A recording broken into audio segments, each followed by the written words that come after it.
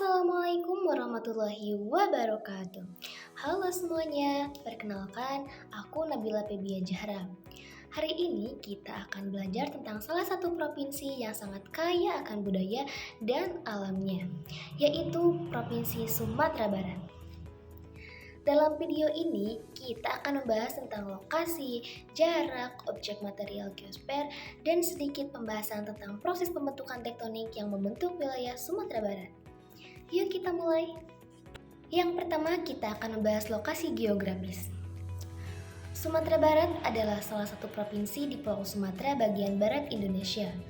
Secara astronomis, Sumatera Barat terletak pada 0 derajat 54 menit sampai 3 derajat 30 menit lintang selatan dan 98 derajat 36 menit sampai 101 derajat 50 menit bujur timur. Dengan ibu kotanya Padang.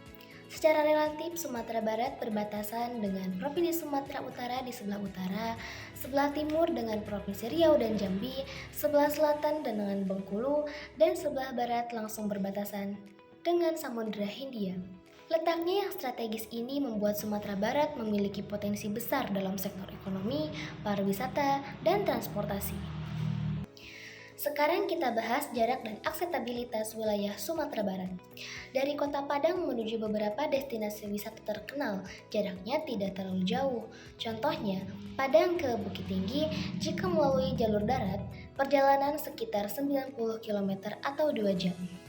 Sedangkan dari Padang ke Danau Maninjau itu sekitar 140 km dan dari Padang ke Lembah Harau sekitar 135 km. Akses transportasi yang cukup baik membuat wisatawan mudah untuk menjelajahi berbagai daerah di Sumatera Barat. Nah, inilah contoh nyata lokasi relatif dalam konsep geografi, yaitu bagaimana letak suatu wilayah itu mempengaruhi aktivitas manusia. Pertama kita akan bahas atmosfer. Tapi kita harus mengetahui apa itu atmosfer.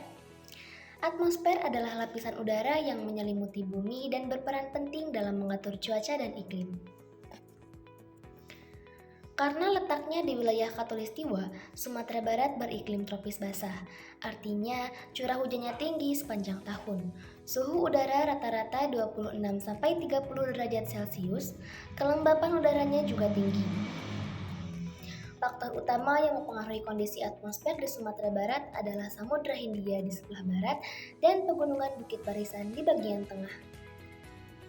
Ketika angin dari Samudra Hindia bertiup ke daratan dan naik ke pegunungan, udara menjadi jenuh dan terbentuklah hujan orografis, yaitu hujan yang terjadi karena udara naik ke tempat yang lebih tinggi. Itulah sebabnya wilayah pegunungan di Sumatera Barat seperti Bukit Tinggi dan Tanah Datar sering mengalami hujan, lebih sering dibandingkan daerah pantai. Sedangkan daerah pesisir barat, seperti kota Padang, cenderung memiliki cuaca lebih panas dan lembab, terutama saat siang hari. Selain itu, Sumatera Barat juga dipengaruhi oleh angin muson barat dan timur. Muson barat membawa udara lembab dari Samudra Hindia sehingga sering menyebabkan musim hujan. Muson timur membawa udara lebih kering dari benua Australia, menyebabkan musim kemarau walau tetap ada hujan. Selanjutnya kita akan membahas tentang litosfer, yaitu membahas tentang tektonik dan kondisi geologis Sumatera Barat. Namun pertama-tama kita harus mengetahui dulu apa itu litosfer. Litosfer merupakan lapisan paling luar dari bumi yang tersusun atas batuan padat. Kondisi litosfer di Sumatera Barat ini sangat dipengaruhi oleh pertemuan dua lempeng besar, yaitu lempeng Indo-Australia yang bergerak ke arah utara dan lempeng Eurasia yang bergerak ke arah selatan. Salah satu hal yang sangat penting dalam memahami kondisi geografi Sumatera Barat adalah proses tektonik yang membentuk wilayah ini. Wilayah Sumatera Barat berada pada zona tumbukan lempeng Indo-Australia dan lempeng Eurasia. Lempeng Indo-Australia bergerak ke arah utara dan menunjam ke bawah lempeng Eurasia. Proses penunjaman ini menciptakan zona subduksi di sepanjang barat Sumatera. Akibat dari proses ini terjadi beberapa hal penting. Yang pertama, terbentuknya pegunungan Bukit Barisan akibat pengangkatan kerak bumi. Yang kedua, muncul aktivitas gunung api seperti Gunung Merapi dan Gunung Talang. Yang ketiga, terbentuknya sesar besar Sumatera yaitu patahan aktif yang membentang dari Aceh hingga Lampung. Itulah mengapa wilayah Sumatera Barat sering mengalami gempa bumi. Tapi di sisi lain, aktivitas tektonik ini juga membentuk bentang alam yang indah, subur, dan kaya sumber daya. Kemudian ada kondisi geologis Sumatera Barat. Wilayah Sumatera Barat didominasi oleh batuan vulkanik muda hasil letusan gunung api yang terjadi berulang kali. Ada juga batuan sedimen dari proses pelapukan dan pengendapan yang membentuk dataran tinggi serta lembah subur. Bagian barat berbatasan langsung dengan Samudra Hindia. Struktur geologis ini membuat wilayah Sumatera Barat termasuk daerah dengan aktivitas seismik tinggi. Tanah vulkanik hasil dari proses geologi ini sangat subur, sehingga cocok untuk pertanian padi, teh, dan perkebunan lainnya. Ini juga menjadi alasan mengapa sebagian besar wilayah pedalaman Sumatera Barat dijadikan kawasan pertanian. Hidrosfer. Hidrosfer adalah lapisan air yang menutupi permukaan bumi, baik berupa air laut, sungai, danau, air tanah, maupun uap air di atmosfer. Di Provinsi Sumatera Barat, kondisi hidrosfer sangat dipengaruhi oleh letak wilayahnya yang berbatasan langsung dengan Samudra Hindia dan memiliki banyak sumber air darat seperti sungai dan danau. Kita akan bahas dari sisi oseanografi. Sumatera Barat memiliki garis pantai yang panjang, membentang lebih dari 375 km di sepanjang pesisir barat. Wilayah ini langsung berhadapan dengan Samudra Hindia, sehingga karakteristik lautnya adalah gelombang tinggi dan arus laut yang kuat. Suhu permukaan laut hangat sekitar 27-29 derajat Celcius. Kaya akan sumber daya ikan seperti tuna, cakalang, dan tongkol. Banyak pulau kecil seperti Kepulauan Mentawai yang terkenal dengan pantai dan ombak besar. Selain itu, keberadaan laut ini juga berpengaruh pada iklim dan pola hujan karena angin dari Samudra Hindia membawa uap air ke daratan dan menyebabkan curah hujan yang tinggi. Yang kedua, kita bahas dari sisi hidrologi. Sumatera Barat memiliki banyak sungai besar yang mengalir dari pegunungan Bukit Barisan menuju laut.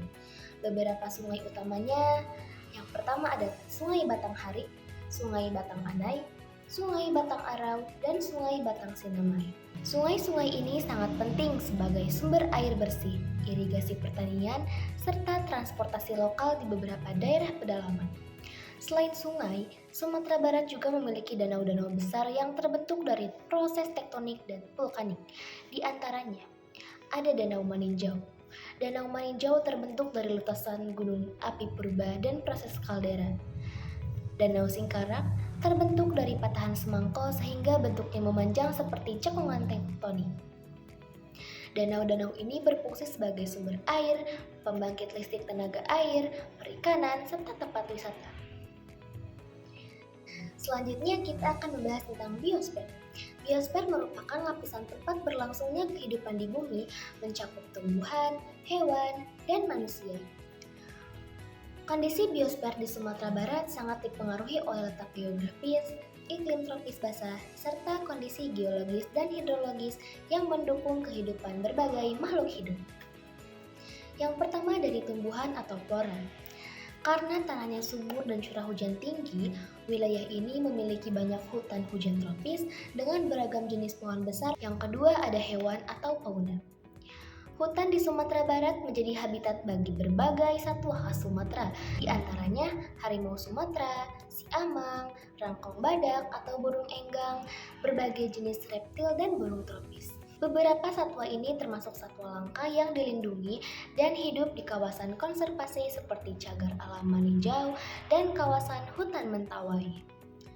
Yang ketiga, manusia dan kehidupan sosial. Manusia juga bagian dari biosfer. Masyarakat Sumatera Barat banyak tinggal di lembah-lembah subur dan pesisir pantai.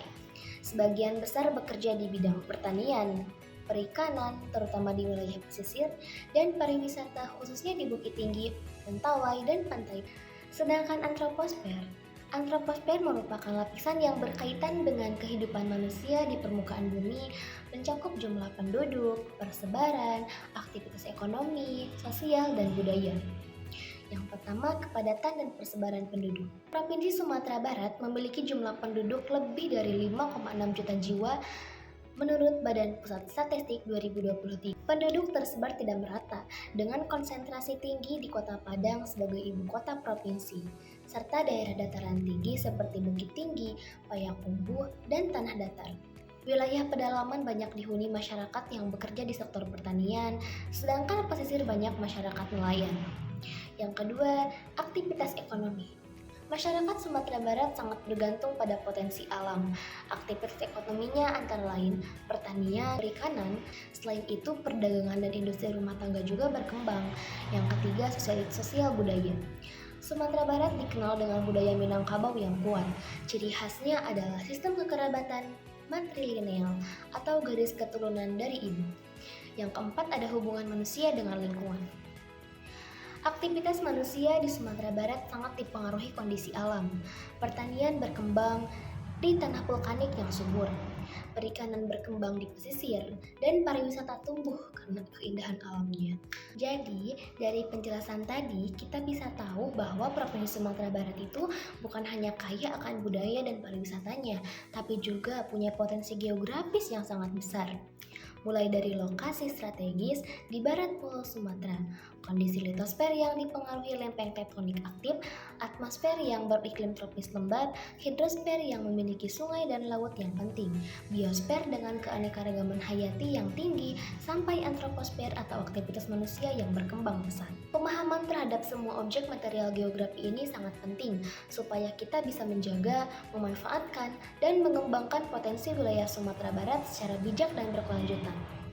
Sekian video pembelajaran geografi kali ini, semoga bermanfaat dan menambah wawasan kita tentang Sumatera Barat dari sudut pandang geografi. Terima kasih sudah menyimak, sampai jumpa di pembelajaran selanjutnya. Bye-bye. Wassalamualaikum warahmatullahi wabarakatuh.